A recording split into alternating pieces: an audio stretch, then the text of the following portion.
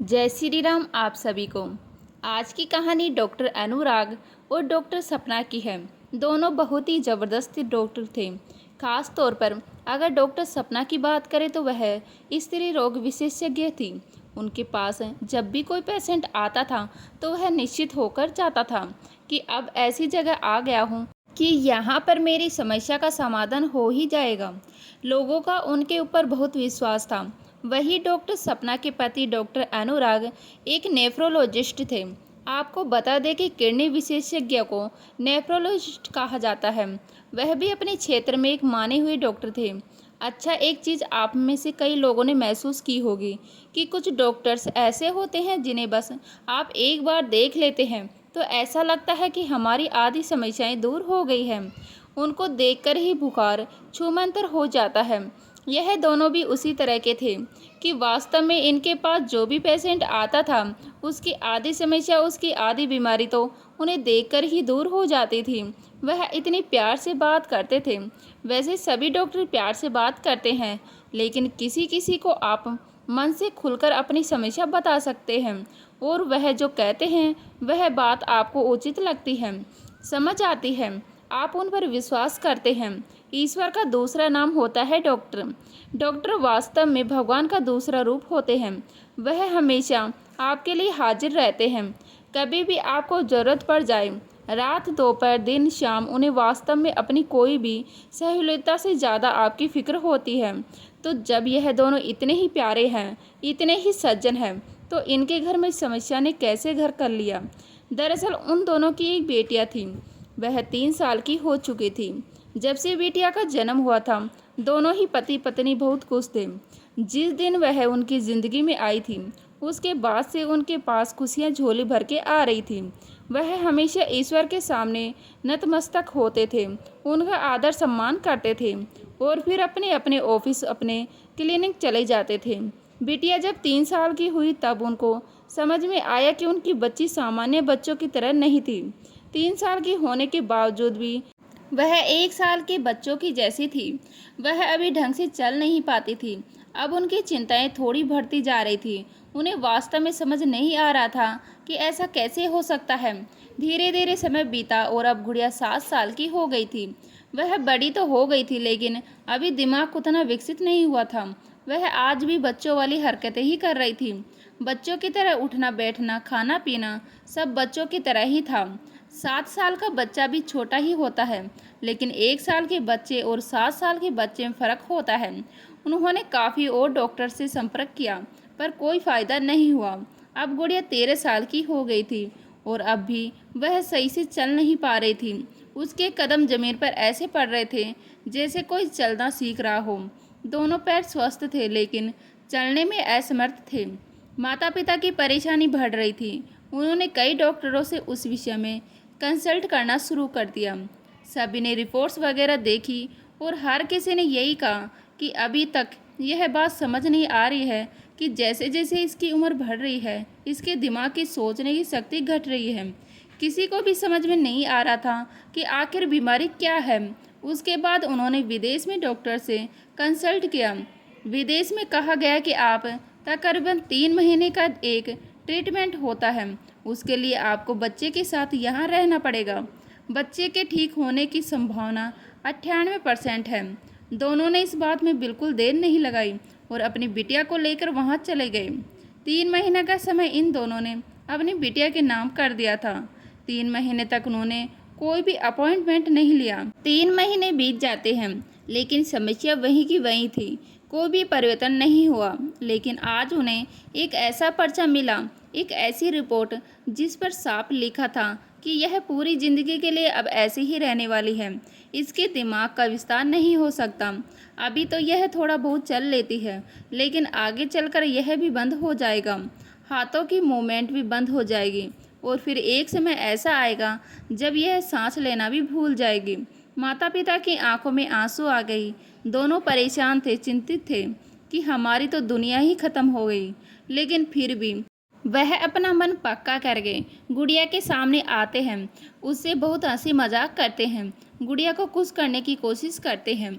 वह अपनी तरफ से बिटिया को खुश रखने की कोशिश करते हैं। ऐसे ही धीरे धीरे समय बीत रहा था और बिटिया अब 15 साल की हो गई थी। और वास्तव में उस रिपोर्ट पर लिखी बात अब धीरे धीरे सच होती जा रही थी। अब वह एक पैर से बहुत लड़खड़ा कर चल रही थी। अब उन दोनों डॉक्टर्स पति पत्नी की मनोदशा भी बदल गई थी। वह बहुत परेशान थे। जहां पहले वो बड़े उत्साह के साथ पेशेंट से मिलते थे, वहीं अब वह दुख डिप्रेशन में थे। डॉक्टर सपना अपने पेशेंट के सामने बात करते करते कभी भी रोने लग जाती थी और डॉक्टर अनुराग भी पेशेंट से बात करते करते अक्सर उदास हो जाते थे। उनके पेशेंट उन्हें दिलासा देते थे कि सब ठीक हो जाएगा। समझ नहीं आ रहा था कि क्या करें। विज्ञान की बहुत बड़ी अहमियत होती है, लेकिन उसके आगे भी दुनिया है जिसने सृष्टि को रचा है। खैर, वह दोनों अब बहुत परेशान रहने लगे थे। कभी कभी वह खाना खाना तक भूल जाते थे, लेकिन बिटिया को अपने हाथों से खाना खिलाए बगैर वह कभी भी खाना नहीं खाते थे। सुबह जब वह अपने हॉस्पिटल के लिए जाते तो बिटिया को खाना खिलाकर ही जाते थे।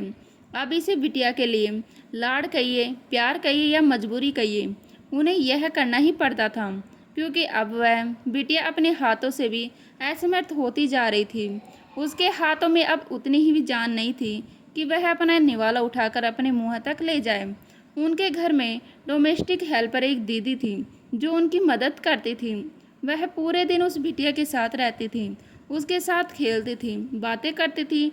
जो भी वह कहना चाहती थी वह दीदी झट से समझ जाती थी। यह मानिए कि बिटिया के लिए वह माँ का दूसरा रूप ही थी। वह भी अक्सर डॉक्टर सपना से बात करते करते भावुक हो जाती थी। वह कहती थी कि आप पूरी दुनिया को खुशियाँ देती हो और आपके घर में यह परेशानी कैसे आ गई। मैं सच में बहुत ज़्यादा परेशान होती हूँ इस चीज़ को देखकर। आप दोनों कितने अच्छे हो, भगवान ने बहुत गलत किया है। इस बात पर डॉक्टर अनुराग ने कहा, भगवान ने कुछ गलत नहीं किया है, यह हमारी किस्मत में था। हम भगवान के सामने अपनी अरदास तो लगा सकते हैं, लेकिन करते वह कुछ नहीं है। अगर करना ही होता तो क्या तुम्हारी भाभी जी ने कभी भी किसी ईश्वर को नाराज किया है, या कभी मैंने नाराज किया है? क्या हमने उनके आगे हाथ नहीं जोड़े? अरे, यह सब मजाक की बातें होती हैं, अपने दिल को तसल्ली देने वाली बात होती है। आपने हॉस्पिटल में बड़े बड़े ऐसे रूम देखे होंगे जो कि पूजा घर होता है। वहाँ जाकर आप अपने भगवान से, अपने इष्ट से दुआ मांगते हैं। क्या भगवान ऑपरेशन करते हैं? ऑपरेशन थिएटर में डॉक्टर्स होते हैं। तो आप अपने मन से यह बात निकाल दो कि कोई चमत्कार होगा। कोई भगवान कुछ नहीं करता।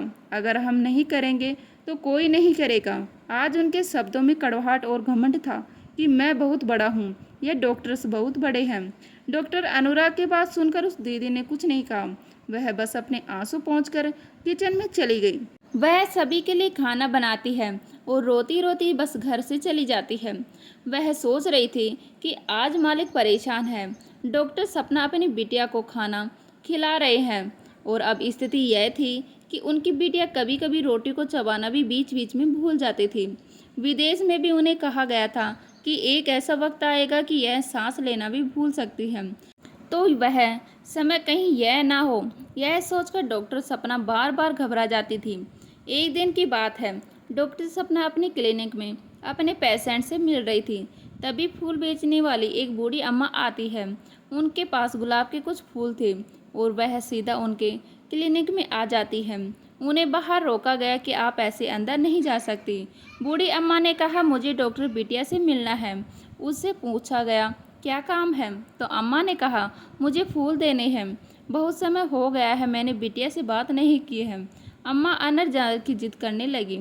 जब यह शोर डॉक्टर सपना ने सुना तो उन्होंने बूढ़ी अम्मा को अंदर आने को कहा। अंदर आते ही अम्मा ने पूछा, कैसी है बिटिया? मैं ठीक हूँ, आप कैसे हो? तो तू ठीक तो नहीं है, बहुत परेशान दिख रही है। मैं तेरे से 3-4 साल पहले मिली थी और आज मिली हूँ, लेकिन तूने मुझसे बात ऐसे करी जैसे हम रोज़ मिलते हैं। अम्मा ने डॉक्टर सपना को एक फूल दिया और कहा, तेरी जो भी परेशानी है मुझे बता तो सही।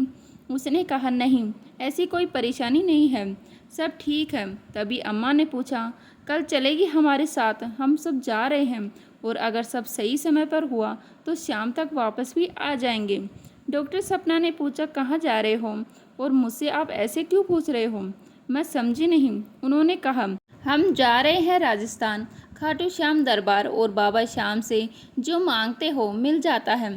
तो यकीन नहीं मानेगी, मैंने बाबा श्याम से अरदास लगाई थी कि यह जो मैं फूलों का छोटा सा व्यापार करती हूँ, सुबह से लेकर रात तक 200 फूल बेच देती हूँ, यह उन्हीं की मर्जी से हो रहा है, वरना पूरे दिन में मेरे सिर्फ 5 या 10 फूल बेचते थे। मैंने उनसे खुशी खुशी में बोला था कि मुझे कम से कम 200 या 300 फूल बेचने का पूरे दिन का काम मिल जाए, और अब ऐसा हो जाता है। यह थोड़े से ही फूल बचे हैं। डॉक्टर सपना ने उनकी आस्था देखी और कहा कि अच्छी बात है अम्मा, आप लोगों को जाओ, मैं नहीं जा पाऊंगी, मेरे पास यहाँ काम बहुत है। यह सुनकर अम्मा ने कहा, बात सिर्फ फूलों की नहीं है, तुमने जो उनसे अरदास लगा दी है, जो बाबा से कह दिया, वह हो जाता है। यह कोई साधारण मंदिर नहीं है, खाटू श्याम बाबा एक चमत्कारी बाबा है। अम्मा ने बताया कि मेरे पड़ोस में एक परिवार रहता है, उनके बच्चे ने मोटरसाइकिल मांगी थी और कम से कम उन्हें 5 या 6 साल लगने थे। अभी पैसा जमा करके मोटरसाइकिल लेने में उसकी मोटरसाइकिल आ गई है। वह जिस कंपनी में नौकरी करता है, वहाँ से उसे मोटरसाइकिल मिली है। क्या यह चमत्कार नहीं है? डॉक्टर सपना हंसने लगी और कहती है, हाँ अम्मा, चमत्कार तो है। उनको मोटरसाइकिल मिल गई, आपको गुलाब के फूलों का काम मिल गया। लेकिन अम्मा, मेरी समस्या थोड़ी बड़ी है। मेरी बिटिया मेरा साथ छोड़ रही है और मैं रोज़ उसे धीरे धीरे दूर होते हुए देख रही हूँ। क्या कहोगे? अब स्कूल नहीं जा पाई क्योंकि स्कूल के शुरुआती सालों में उसका मजाक सा बन गया था, और अब उसकी स्थिति ऐसी है नहीं कि मैं उसे रोज़ स्कूल भेज पाऊँ। जितना सभी बच्चे इस उम्र तक जानते हैं, पढ़ते हैं, उतना मैं उसे पढ़ाती हूँ। वो अलग बात है कि वह पढ़ नहीं पाती। और क्या कहूँ मैं आपके खाटू श्याम बाबा से जाकर, वह बिटिया को ठीक कर देंगे। तो अम्मा ने सारे फूल उनकी टेबल पर रख दिया और कहा, यह तो बहुत छोटी सी बात है, वह तो यूं ही ठीक कर देंगे। अब तू मेरे साथ चलेगी? अम्मा ने बहुत ज़्यादा जिद की, पर डॉक्टर सपना ने मना कर दिया कि अम्मा, मैं नहीं जा सकती, आप मेरी बात को समझिए, यहाँ लोगों को मेरी ज़्यादा ज़रूरत है। इन सभी को छोड़कर मैं ईश्वर के दर्शन करने चली जाऊँ, ऐसा नहीं हो पाएगा, मैं माफ़ी चाहूँगी। उन्होंने मना कर दिया। घर पहुँचने के बाद डॉक्टर सपना ने अपने पति डॉक्टर अनुराग को सारी बात बताई। वह बोलते हैं कि तुम कहाँ किन बातों में आ रही हो, यह हम स्वीकार कर चुके हैं कि इसका अब कोई इलाज नहीं है, यह सही नहीं हो सकती। क्यों तुम अपना माइंड डाइवर्स कर रही हो? अपने पेशेंट पर ध्यान दो, उनको तुम्हारी ज़्यादा ज़रूरत है। इन सब फालतू के चक्रों में मत पड़ो, तुम एक डॉक्टर हो। यह सुनकर डॉक्टर सपना ने कहा, हाँ डॉक्टर तो हूँ, लेकिन पहले एक माँ हूँ। अगले दिन की बात है, वह अपने क्लिनिक पर पहुँची तो वह अम्मा जी फिर से आ गई। आज अम्मा के पास फूल नहीं थे क्योंकि सारे फूल वह बेचकर आ चुकी थी।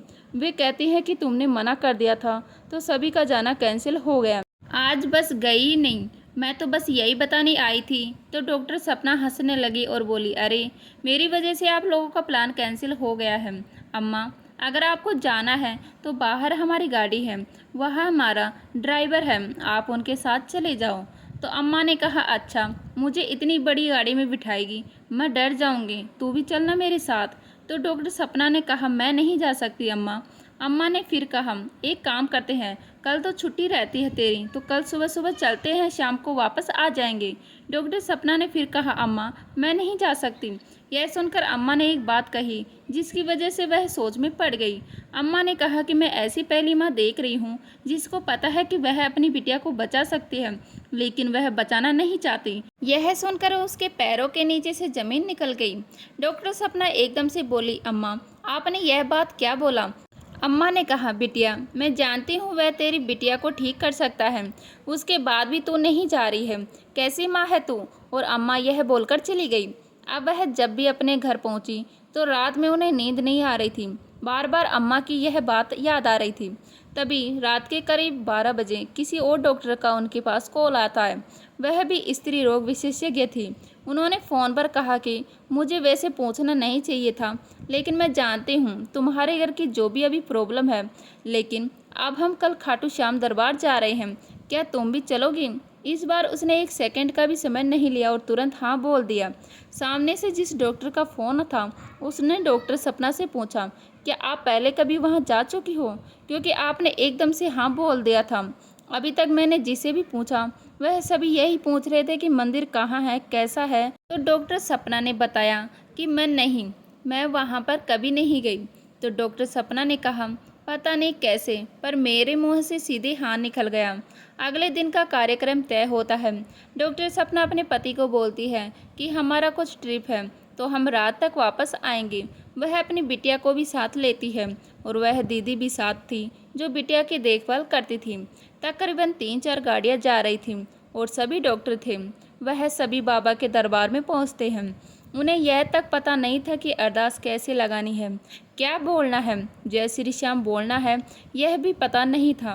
लेकिन जब आप बाबा के सामने आते हैं ना, तो बहुत सारी चीज़ें अपने आप होने लग जाती है। वह जो बिटिया थी वह व्हील चेयर पर थी और वह अपनी माँ से काफ़ी दूर थी।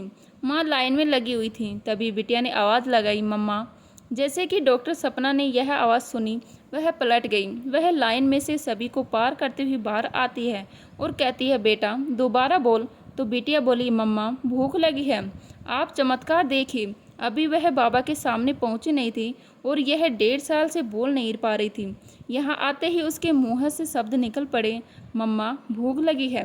डॉक्टर सपना यह देखकर भावुक हो गई और उनकी आंखों से आंसू बहने लगे। और कमाल की बात देखिए, इनको देखते ही अम्मा की आवाज़ आई। यह वही बूढ़ी अम्मा थी। अरे मेरी डॉक्टर बिटिया भी आई है, यहाँ तो हमारी गुड़िया भी आई है। वह उन्हें देखकर खुश हो गई। अम्मा ने बिटिया के साथ उसके हाथ में कुछ फूल दे दिए, जिसे देखकर बिटिया बहुत खुश हो रही थी। अम्मा ने डॉक्टर सपना से कहा, तू बाबा से जाकर प्रार्थना कर, सब ठीक हो जाएगा। उस दिन हमेशा की तरह बहुत भीड़ थी। वैसे सामान्यतः 2 या 3 सेकंड का समय ही मिलता है दर्शन के लिए, लेकिन डॉक्टर सपना वहीं रुकी हुई थी। कोई उनसे कुछ नहीं कह रहा था। उसकी आंखों से ऐसे आंसू आ रहे थे जैसे जन्मों से रुके आंसू हो। वह बाबा के सामने आई और बोली, जय श्री श्याम। बाबा मैं और कुछ नहीं चाहती। जो मेरी बिटिया की सारी समस्या है वह मुझ पर आ जाए, बस यह सस्ते हो जाए। मैं अपनी आंखों से यह सब नहीं देख पा रही हूँ। मैंने सुना है चमत्कार होते हैं, क्या मैं भी देख पाऊँगी चमत्कार? जय श्री श्याम। और वह वहाँ से चल दी। वह अपनी बिटिया के पास आती है तो बिटिया बोलती है, फ़ोटो बाबा फ़ोटो। तो वह कहती है, ठीक है, हम बाबा की एक बहुत प्यारी सी फ़ोटो लेते हैं। वह मंदिर से बाहर आई और बाजार से बहुत प्यारी सी बाबा श्याम की एक बड़ी सी फ़ोटो ले ली।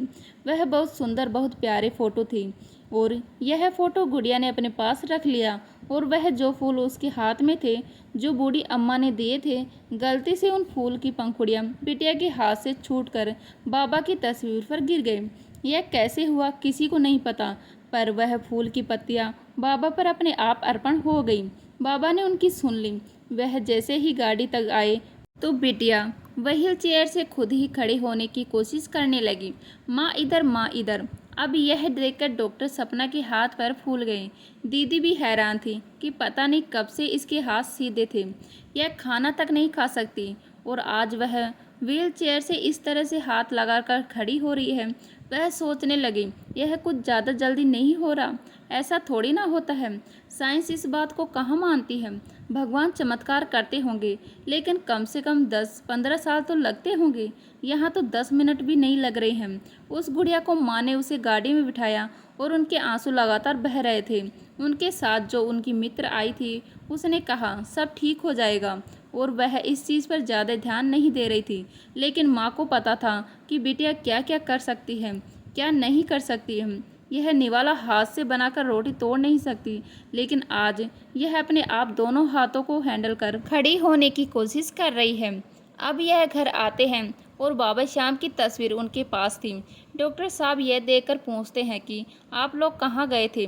जब डॉक्टर अनुराग को पता चला कि वह लोग खाटू श्याम गए थे, तो वह बहुत ज़्यादा गुस्सा हुए। उसने कहा कि तुम आज भी उस बात से बाहर नहीं निकली हो कि ईश्वर चमत्कार करेंगे, भगवान चमत्कार करेंगे। तस्वीर देखकर उसने पूछा, कौन है यह? तो डॉक्टर सपना ने कहा, कन्हैया ही है यह भी। और मैं आपसे बस यह कहती हूँ कि आप मुझे इस बारे में कुछ भी ना कहो, इनके बारे में कुछ भी अपशब्द नहीं बोलो। मैंने जो देखा है वह पॉसिबल नहीं है, यह एक चमत्कार है, जादू है। डॉक्टर अनुराग ने कहा, अगर ऐसा है तो ठीक है, जिंदगी भर उनकी पूजा करूँगा, अगर ऐसा कुछ हो जाए जैसा तुम कह रही हो। उसने कहा कि मैंने अपनी आंखों से यह होते देखा है, आप मुझ पर विश्वास नहीं कर रहे हैं। डॉक्टर अनुराग ने कहा, यह हो ही नहीं सकता। इस कागज़ पर जो लिखा है यह जो विदेश में हम होकर आए हैं, वह हॉस्पिटल, वह सब डॉक्टर क्या बेवकूफ़ हैं? तुम जो बता रही हो उस पर मैं कैसे यकीन कर लूँ? किसी और ने देखा है यह? तो उन्होंने कहा, जो हमारे घर आती है दीदी, उन्होंने भी देखा है। अच्छा, और एक क्लिनिक पर अम्मा आती है, वह फूल देने, उन्होंने भी देखा है। डॉक्टर अनुराग को अभी भी विश्वास नहीं हो रहा था। वह बोले, यह जो कहानी बना रही हो ना, यह सब बेवकूफ़ी की बात है, ऐसा कुछ नहीं होता। तभी एक हल्का सा प्रमाण बाबा की तरफ से आया। बिटिया ने आवाज़ दी, पापा। उन दोनों की बातें एकदम से बंद हो गई। बिटिया ने अपने रूम से 10 साल बाद आवाज़ दी थी।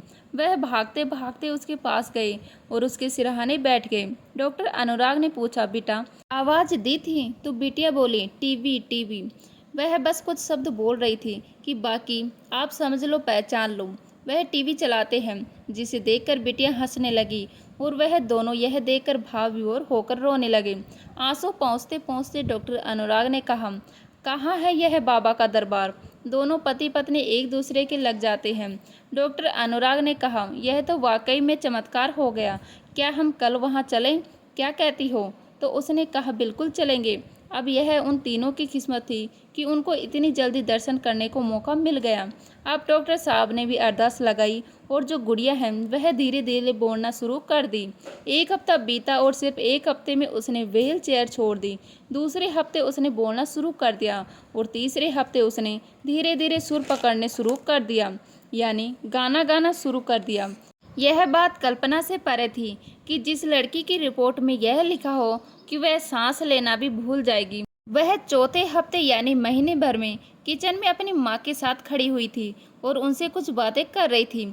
चौथे हफ्ते पहले यह कौन थी और आज कौन है? आज वह माँ के साथ कंधे से कंधा लगाए खड़ी थी। अपने पापा को सुबह खुद अपनी रिक्वायरमेंट बता देती थी कि मुझे यह चाहिए, यह कलर चाहिए, और जिनकी वजह से उनके जीवन में यह खुशियाँ आई थी, उनका तो अब दामन छूटता नहीं था। हर महीने में एक बार खाटू श्याम बाबा के दर्शन करने जरूर जाते थे, भले ही आंधी तूफान, बारिश, बरसात या कितना ही नुकसान और फायदा हो रहा हो। बाबा श्याम को देखे बिना अब वह रहते ही नहीं थे। अब उनकी गाड़ी में भी बाबा श्याम थे, क्लिनिक में भी बाबा श्याम थे और घर और दिल में भी बाबा श्याम थे। अब वह बिटिया की बीमारी धीरे धीरे दूर होती जा रही थी। वह जो एक बीमारी थी जिसमें दिमाग काम नहीं कर रहा था, उसका बच्चों वाला दिमाग रह गया था। वही बिटिया अपने एरिया में एक शतरंज की प्रतियोगिता जीत जाती है, जिसमें तकरीबन 50 लोगों ने भाग लिया था। देखिए, शतरंज एक एक ऐसा खेल है जिसमें आपको बहुत आगे तक की योजना बना के चाल चलनी पड़ती है। तो वह लड़की एक ऐसा खेल कैसे जीत सकती है जिसका दिमाग उसको यह तक नहीं पता पाएगा कि आगे चलकर यह सांस ले पाएगी। उसके माँ बाप बहुत ज़्यादा खुश थे। अब वह बिटिया पढ़ाई भी कर रही है और एक सामान्य जीवन भी जी रही है। अगर विश्वास हो तो ऐसे चमत्कार संभव है। तो आशा करती हूँ यह कहानी आपको अच्छी लगी होगी। अच्छी लगी तो वीडियो को लाइक करें, शेयर करें, नए हैं तो प्लीज़ सब्सक्राइब कर लीजिएगा। मिलते हैं इसी तरह की नई वीडियो के साथ, तब तक के लिए जय हिंद, जय भारत, जय श्री राम।